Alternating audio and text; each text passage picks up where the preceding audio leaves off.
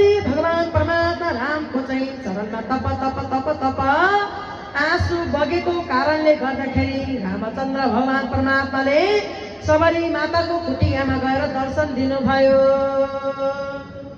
भगवान परमात्मालाई सधैँभरि नमस्कार गरेर सधैँभरि प्रणाम गरेर बिहानमा मध्याह्नमा बेलुकामा जतिखेर पनि राम राम राम राम यो मन लगाएर कहाँ रमाउने भन्दाखेरि रामसँग राम राम राम राम मन मन रमे राम राम भनेर यो मन लगाएर चित्त लगाएर कहाँ राख्नुपर्छ भन्दाखेरि रामको चरणमा।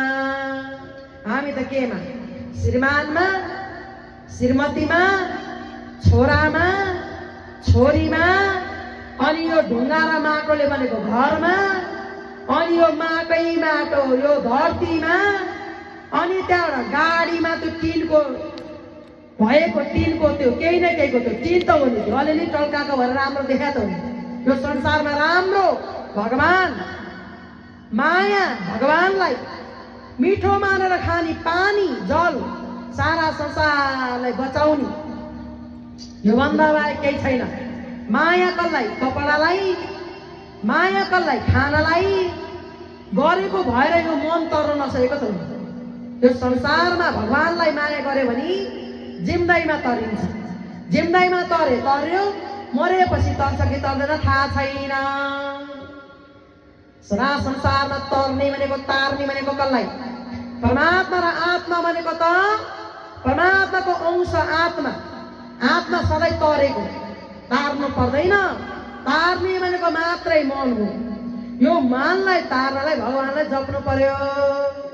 शिव शंकर भगवानको जय जय होस्। यसै कारणले भगवानलाई लोभ केमा गर्ने भगवानको नाम जप्नलाई भगवानको नाम जप्नलाई लोभ गर्नुभयो भने यो धन सम्पत्ति हीरा मोती सुन चाँदी तिल अडिरहोस् मतलबै छैन। केहीको मतलब लाग्दैन लाग्न हुँदैन। जाने बेला पनि मेरो तल्लो बारी मेरो माथिल्लो बारी मेरो पल्लो खेत मेरो घर तल्लो घर माथिल्लो घर पल्लो घर मेरो छोरा मेरो बुहारी मेरो नातिनी भनेर चाहिँ भन्न थाल्यो भने गएको ठाउँबाट पनि हिडिक्क हिडिक्क भएर फिर्ता आयो रे भन्छन् नि। गयो गयो गयो गयो भन्छ फेरि आयो आयो आयो भन्छ फेरि पानी खुवाइदिन्छ। के सम्झेर आएको भन्दा धन सम्पत्ति हीरा मोती सुन चाँदी त्यो सम्झेर आउनु भएको फिर्ता। श्री सत्यनारायण भगवान